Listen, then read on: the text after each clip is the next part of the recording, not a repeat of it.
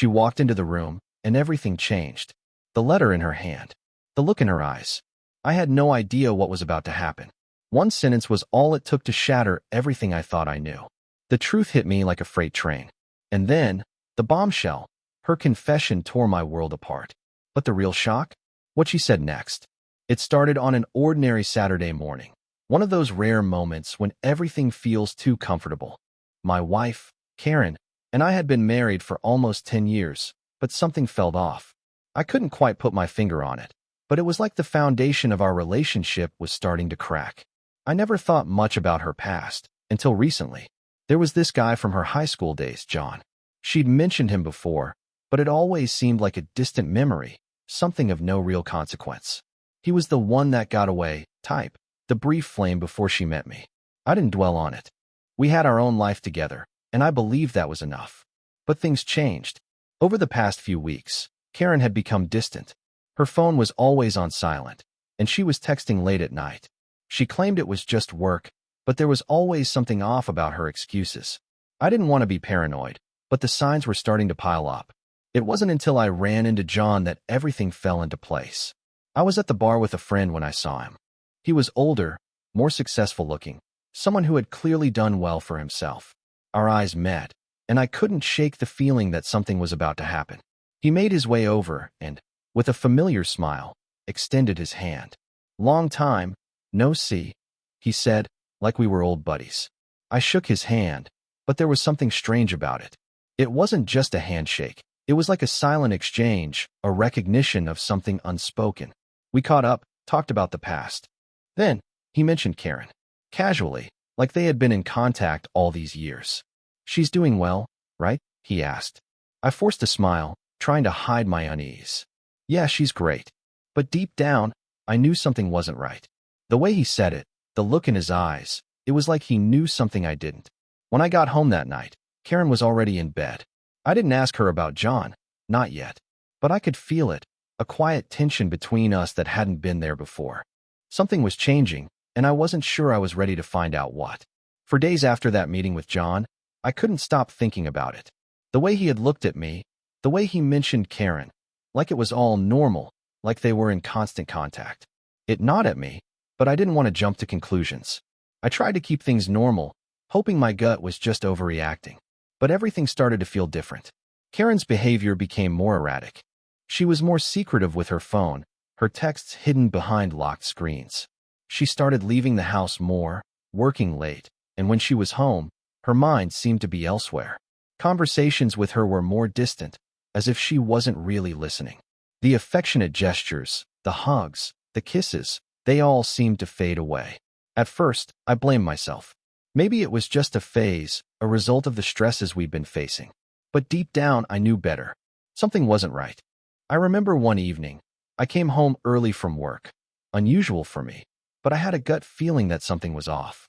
Karen was in the kitchen, scrolling through her phone. She didn't notice me at first. I stood there for a few moments, watching her.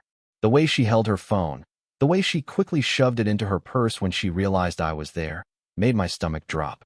"Hey, everything okay?" I asked, trying to sound casual. She smiled, but it didn't reach her eyes. "Yeah, just work stuff. You know how it is." I nodded, though I didn't buy it. I let it go for the time being, but my mind was racing. That night, I decided to take a closer look. I wasn't proud of what I did next, but I couldn't shake the feeling that I needed answers. I checked her phone when she went to bed, just for a second, just to see if my suspicions were true. I found nothing suspicious at first, just texts to her coworkers. But then, there it was, one name, popping up more and more. John. They had been texting each other almost every day for the past week. Nothing overtly flirty, but the frequency, the inside jokes, the familiarity, it felt like they were closer than they should have been. My heart sank as I scrolled through the messages, each one a dagger twisting deeper. I didn't want to believe it, but the evidence was there. I put the phone down quietly, trying to steady my breathing. I felt betrayed, confused, and angry all at once. But I knew one thing for sure now. There was more to this than Karen was letting on. I didn't confront her that night. I couldn't. Not yet. But I had to know what was going on between her and John. For the next few days, I couldn't shake the feeling that something had changed between Karen and me. It was like we were two strangers living under the same roof. Her smile seemed forced, her touches fleeting. I tried to tell myself I was being paranoid, but deep down, I knew something was off. Then, one Saturday, it happened. I came home early from the store, expecting the usual scene. Karen in the kitchen, maybe making lunch or reading a book. But when I stepped inside, the house was eerily quiet. I walked through the living room, then down the hall, and finally found her in our bedroom. She was sitting on the edge of the bed, her phone in her hand. When she saw me, her face flickered for a moment, an expression of panic that quickly vanished as she put on a smile. "Hey, you're home early," she said, too casually. My heart was racing. I knew I couldn't avoid this any longer. "Karen, we need to talk," I said, my voice steady, but my stomach in knots. She looked at me, clearly trying to stay calm. "About what? Who is John?" I asked. The question was simple, but it felt like I had just thrown a grenade into the room. Her face shifted instantly. The color drained from her cheeks, but she quickly recovered. "What are you talking about?" I stepped closer, trying to control the anger and hurt threatening to spill over. "Don't lie to me. I saw the texts. You've been talking to him a lot. What's going on?" For a moment, she didn't speak. She looked at the ground, then back at me, her eyes shifting away. "It's nothing, just an old friend. Really, that's all." But I could tell by the way she avoided my gaze that it was more than that. The way her voice trembled, the way she shifted uncomfortably, it was all too familiar. "Karen, don't lie. I know it's more than that," I said, my voice softer, but still firm. "What's really going on between you two?" She stood up abruptly, her face now flushed with frustration. "It's complicated," she muttered, but didn't offer more. "Complicated," I repeated, disbelief in my voice. "How is this complicated?" She didn't answer, just stared at me as if she couldn't find the words. And in that silence, I knew. This was just the beginning. The truth was out there, but I wasn't ready for it. Not yet. The days following that conversation felt like I was living in a haze. The tension in the house was undeniable, and Karen's behavior only confirmed what I had feared. She was hiding something. Every time I tried to talk about it, she would deflect, insisting there was nothing to worry about. But I couldn't shake the feeling that something had changed between us. Karen wasn't herself. The little gestures, the smiles, the touches, had become distant, almost mechanical. It wasn't just her avoidance of certain topics. It was the way she seemed to be pulling away from me, emotionally and physically. It was as if I was losing her in slow motion, and I had no idea when or why it started. One evening, she came home later than usual. I had been waiting for her, trying to gather my thoughts. But when she walked through the door, I couldn't find the words. She smiled, kissed me on the cheek, but it felt hollow. "Long day?" I asked, forcing myself to sound normal. "Yeah," she replied, dropping her bag onto the table. "Busy at work." I nodded, but I couldn't shake the feeling that she was lying. She quickly reached for her phone, her fingers swiping through it like she was avoiding something. I watched her, my stomach twisting. I had so many questions, but asking her seemed useless. I couldn't get to the truth. The next morning, I woke up early, the house still quiet. Karen's phone was on the counter. I shouldn't have done it, but I picked it up. It was still open from the night before, and my curiosity got the better of me. I unlocked the phone and found a text from John, sent just before midnight. "Can't wait to see you again. I miss you." My heart dropped. I stared at the message for a long time, my mind racing. There it was, proof that they weren't just reconnecting as friends. They were involved in something more. I put the phone back on the counter, my hands shaking. What now? Confront her again? Would it even matter? Or had we already crossed a point where there was no going back? I stood there, the silence between us more deafening than ever. If I didn't act soon, I feared I might lose her for good. But how do you fight for something that feels like it's already slipping through your fingers? The next few days were unbearable. I was walking on eggshells, trying to act normal, but every glance at Karen felt like a reminder of the distance growing between us. I wanted to confront her, to demand answers, but something inside me kept holding me back. Was I scared of the truth? Or scared that it would shatter everything? One evening, after dinner, I found myself staring at her. She was talking about something trivial, but I couldn't focus on her words. All I could think about was John and the message I'd found. "I miss you." The words echoed in my head, poisoning every conversation we had. The smile she flashed me felt like it was made of glass, thin, fragile, and easily broken. I watched as she continued, completely unaware of the turmoil inside me. And that's when it hit me. I couldn't keep living like this, pretending everything was fine while my marriage was slowly falling apart. It wasn't fair to either of us. Karen, I said, my voice low but firm. She paused mid-sentence, her eyes locking with mine. She knew what was coming. The air in the room thickened, and I felt my heart race. We need to talk, I continued, swallowing the lump in my throat. About you and John. She stiffened, her expression instantly changing. Her hand went to her phone, almost instinctively, like she was preparing for some defense I wasn't ready for. I told you. It's nothing, she replied quickly, but there was a nervous edge to her voice. No, it's not nothing, I said, my voice barely a whisper, but the weight of the words hit her. I know about the texts, the late-night messages. Karen, I'm not stupid. She exhaled sharply, her eyes darting away from mine. She took a moment to collect herself before looking back at me. There was a brief silence before she finally spoke. It's not what you think. I swear, she said, her voice trembling slightly. I didn't know what I expected her to say, but this wasn't it. She sounded unsure, defensive. I could see the guilt in her eyes, but the part of me that still wanted to believe in her made me hesitate. I don't know what's happening anymore, I said, the words slipping out before I could stop them. I don't know if I even know you anymore. Her face dropped, and for the first time, I saw the raw vulnerability in her eyes. It wasn't just guilt I saw. It was fear. Fear of losing me. But would it be enough to turn things around? The silence stretched between us again. Neither of us moved. I wasn't sure if I was waiting for her to come clean, or if I was waiting for the inevitable heartbreak that was coming next. The silence between us felt suffocating. I waited, watching her closely, trying to read the expression on her face. Karen had always been a terrible liar, and for the first time, I wasn't sure if that was a good thing or a bad thing.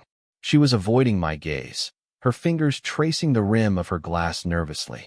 I didn't want you to find out like this, she finally whispered, her voice breaking the heavy silence.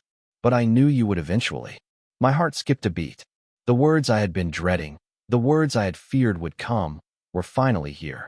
I've been seeing John, she said quietly, barely above a whisper, as though saying it out loud would make it too real. It started with just talking, catching up, but it became more. I never meant for it to happen, I swear. It just did. I stared at her, the shock paralyzing me. I had suspected it, but hearing it confirmed still felt like a punch to the gut.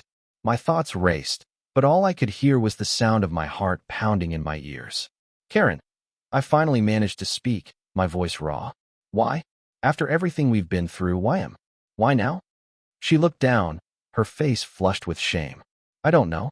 It was stupid. I got caught up in the attention, in the nostalgia of it all. It's like, I thought I could go back to a time when things were easier, when I didn't have to think about all the complications in our lives now. She paused, and I could see the tears beginning to form in her eyes. I never wanted to hurt you. I swear I didn't. I stood there, numb, struggling to process what she was saying. For a moment, I wanted to scream, to demand answers, to punish her for what she had done. But the truth was, I was too hurt to be angry. I felt betrayed, lost, and worse, I felt like I had been living in a lie for months. You've been seeing him for how long? I asked, my voice barely audible. A few months, she admitted, her eyes filling with tears. It started with a few texts, but then we met up a few times. I didn't mean for it to go this far. The words stung. I wanted to believe her, to understand that maybe it had been a mistake, a lapse in judgment. But how could I? How could I reconcile the woman I thought I knew with the one standing in front of me now? I took a deep breath, forcing myself to stay calm. You should have told me, Karen. You should have trusted me enough to tell me. She nodded, tears streaming down her face. I know, and I'm so sorry. I don't deserve your forgiveness, but I want to make it right. I don't want to lose you. But could I believe that? Could I even trust her anymore? Her words hung in the air, heavy with guilt and regret. I could see the tears in her eyes, but they did nothing to ease the pain in my chest. I wanted to believe her, wanted to believe that this was just a mistake, a momentary lapse in judgment. But how could I? The silence stretched between us like a chasm that I wasn't sure we could cross. Karen stood there, waiting for my response, but I couldn't bring myself to say anything. What could I say? The trust had been shattered, and once broken, could it ever truly be repaired? I don't know if I can forgive you, Karen, I finally said, the words tasting bitter on my tongue. I don't know if I can ever look at you the same way again. Her face crumpled as I spoke, and I could see the weight of what she had done pressing down on her. She took a step toward me, reaching out as though to touch my arm, but I flinched, taking a step back. I understand if you can't, she said quietly, her voice shaking. I never wanted this. I never wanted to hurt you. I swallowed hard, trying to keep my emotions in check. It wasn't that I didn't still love her. It was the betrayal that burned like a brand in my chest. The woman I had trusted, the woman I had built a life with, had been seeing someone else behind my back. The thought alone felt like a punch to the gut every time I let it sink in. What are we supposed to do now? I asked, my voice barely above a whisper. Karen shook her head, unable to answer. I didn't blame her. What was there to say? Could we just go back to the way things were? Could we forget this ever happened and move forward? Do you love him? The question slipped out before I could stop it, and I regretted it the moment it left my lips. But I needed to know. I needed to understand the full scope of this betrayal. She hesitated for a moment, and in that pause, I saw everything I needed to see. I don't know, she whispered, her eyes downcast. I don't know what I'm feeling anymore. That was it. The moment I realized that the woman I had married, the woman I thought I knew, was no longer the same person standing before me. I need time, I said, turning away from her, my heart heavy. I need to figure out what I want. And I can't do that with you in this house, not like this. Karen's face crumbled further, but she didn't argue. She just stood there, tears silently streaming down her face as I walked out of the room, leaving her behind. And as I stepped into the other room, I knew one thing for sure. Nothing would ever be the same again. The days that followed were a blur of emotions. Anger, hurt, confusion. I spent my nights awake, pacing through the house, thinking, replaying every moment with Karen. Could I truly forgive her? Could we move past this? Every time I closed my eyes, I saw her face, her tear-filled eyes begging for forgiveness. But I couldn't silence the voice inside me that kept asking, how could she? I avoided her as much as I could. When we passed each other in the house, it was as if we were two strangers, existing in the same space but not acknowledging one another. The only time we spoke was when it was necessary, about bills, about the house. It was painful, but I couldn't bring myself to talk to her any other way. The hardest part wasn't just the betrayal, it was the uncertainty. I kept wondering if I'd ever be able to look at her the same way again. Could I trust her? Could she earn back the faith I had in her? Or was this something that could never be repaired? One afternoon, she came to me, her hands shaking as she held a cup of coffee in front of me. Her face was pale, her eyes red from crying. I hadn't seen her this broken before. For a moment, I almost felt sorry for her, but then the memory of that text, of John's words, came rushing back, and the sympathy faded. I've been thinking, she began, her voice soft, almost tentative. I know I've hurt you beyond anything I can ever make up for, but I still want us. I'm willing to do whatever it takes to rebuild trust, if you'll let me. I could hear the desperation in her voice, but the truth was, I wasn't sure I could let her back in. I wanted to believe in her, to believe that we could rebuild, but the wound was still fresh. Every time I looked at her, I remembered the pain. I don't know if I can trust you again, Karen, I said, my voice heavy with regret. I don't know if I can ever look at you the same way. It's not just about you and John. It's about everything. The lies, the distance between us. It feels like we've been living in two different worlds for months. She nodded, her face crumbling even further. I know. I've been so selfish. But I love you. I always have. I can't imagine my life without you. I stared at her, torn. There was a part of me that wanted to believe her, wanted to say yes, but I didn't know if I could. I didn't know if I could ever trust her again. I need more time, I said quietly. I need to figure out what's next, what I want. I'm not ready to decide anything yet. She didn't argue.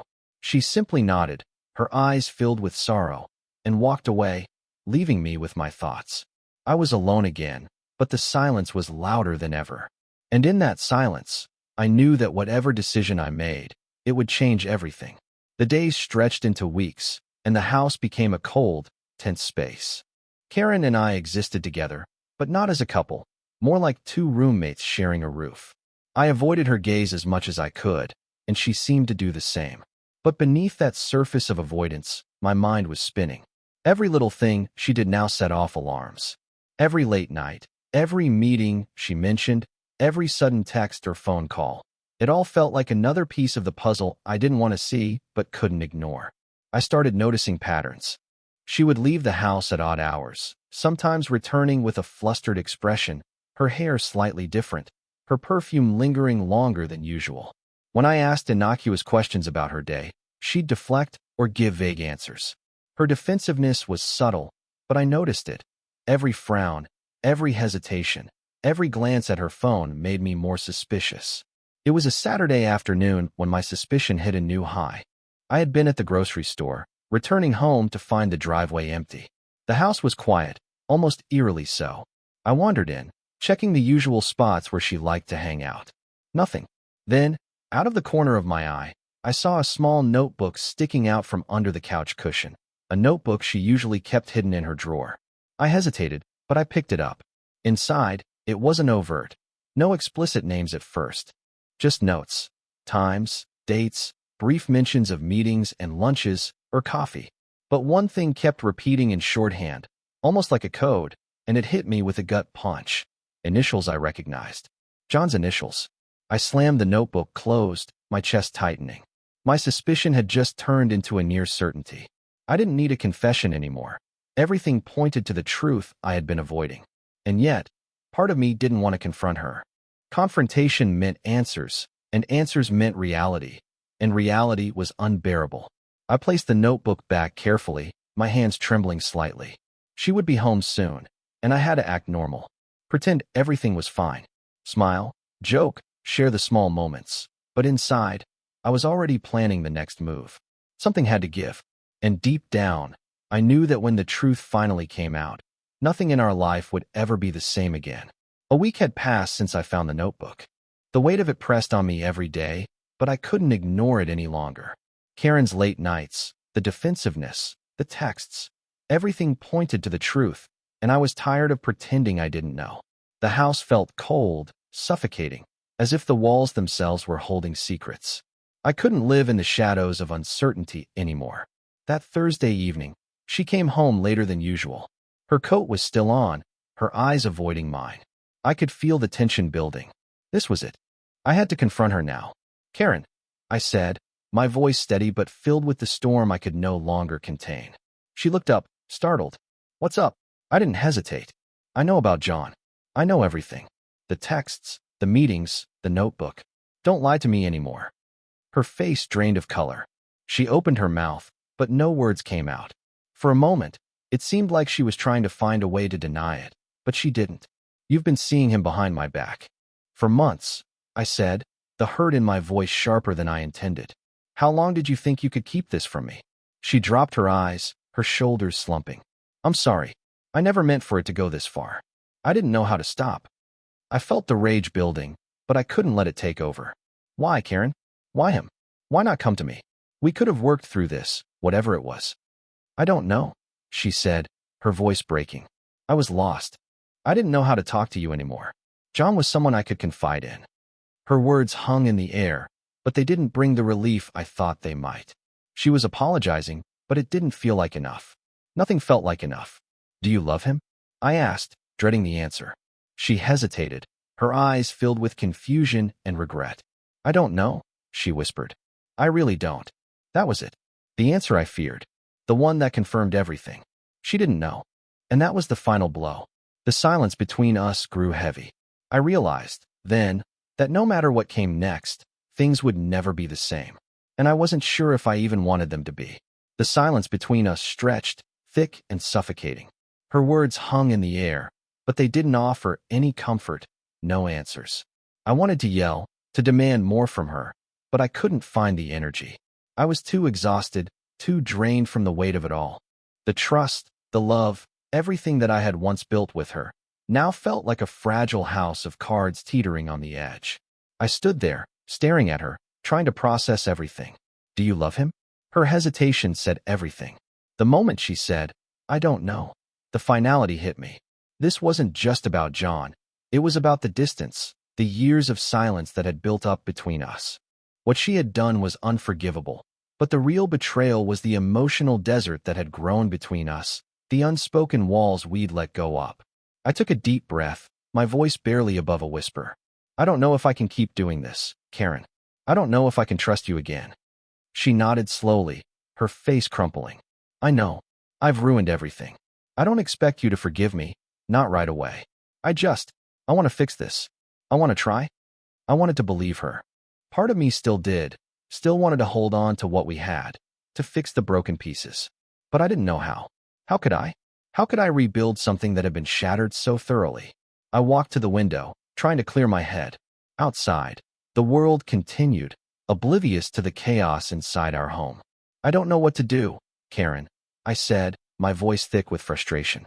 You say you want to fix this, but can it really be fixed? Or is this just over? She stepped closer, her eyes desperate. Please don't say that. I love you.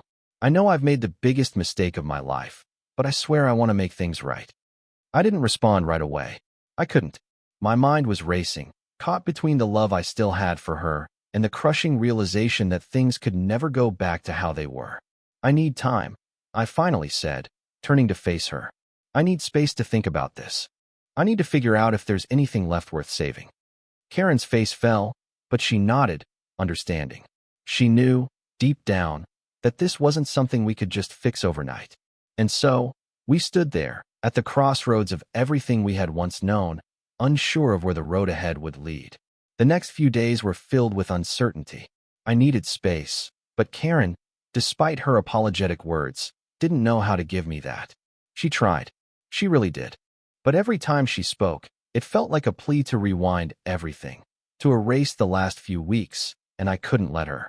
I couldn't pretend like nothing had happened.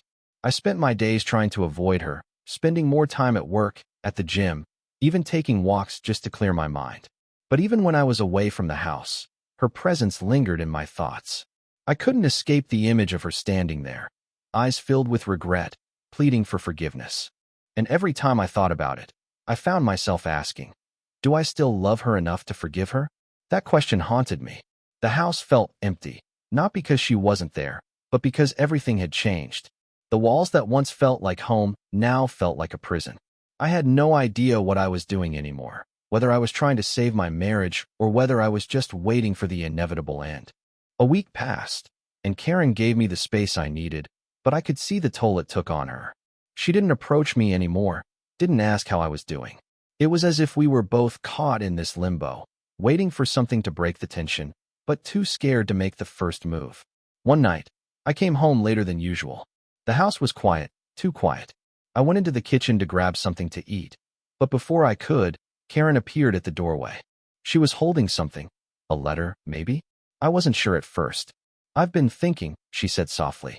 I know you need time, but I need you to know that I'm willing to do whatever it takes. I don't want to lose you. I looked at her, torn. I don't know if I can forgive you, Karen. I don't know if I can trust you again. The way things have been, it's like we've lost each other.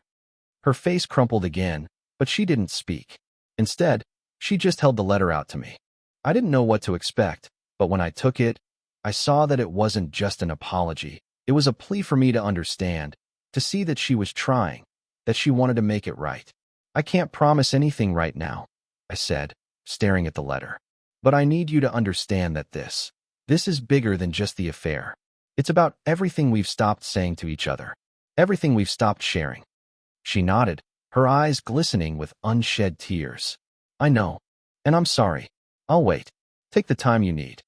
And in that moment, I realized that no matter what happened next, Karen and I were both standing on the edge of something that could either tear us apart or bring us back together. But I didn't know which path I'd choose. Not yet. The days after Karen handed me the letter felt like they stretched on endlessly. Each morning, I woke up with a sense of dread in my chest, wondering if today would be the day I finally made a decision. Would I fight for her, for us? Or would I walk away, letting everything we had crumble into the past? I couldn't ignore the weight of it all. The trust was gone. I could feel it every time I looked at her, every time she reached out to touch me. The affection felt forced, like we were both pretending to be something we weren't anymore. We were two strangers, trying to play house, trying to go through the motions like everything was fine. But it wasn't. Karen had been patient, waiting for me to come to some conclusion, but I could see the toll it was taking on her. She was quieter now, more withdrawn. She'd started picking up old habits, avoiding eye contact, making excuses to leave the house. It was like we were both slowly pulling away from each other, inch by painful inch. One evening, I decided to sit down with her. I knew it was time to stop dragging it out. The tension had gone on long enough, and the silence between us had become unbearable. We sat in the living room, the same spot where we'd spent countless nights together before everything had changed. I had the letter in my hand, but I hadn't opened it. I wasn't sure I wanted to. Karen, I started, my voice shaking slightly. I've been thinking. I don't know if I can get past this. I don't know if I can forgive you. The thought of what you did, it hurts more than I thought it would. She looked down, her hands wringing in her lap. I understand, she whispered. I know I've ruined everything. I can't take it back, but I want to try. I want to make things right. Please let me. I stared at her, and for a moment, I saw the woman I had fallen in love with. The woman who had promised to always stand by me, to never hurt me.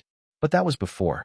Now, the love I had for her was mixed with so much doubt, so much pain, that it felt like I was looking at a stranger. I don't know if I can, I said finally. I don't know if I have it in me anymore. She blinked rapidly, the tears she had been holding back spilling over. I love you, she whispered, her voice trembling. I've always loved you. And I'm sorry. I'm so sorry. I let out a shaky breath, looking down at the floor. I wanted to tell her that everything would be okay, that we'd find a way through this. But the truth was, I didn't know anymore. I didn't know if we could come back from this. The silence stretched between us, heavy and suffocating. And for the first time, I realized that the decision wasn't just about forgiving her. It was about forgiving myself. I wasn't sure if I was ready for either.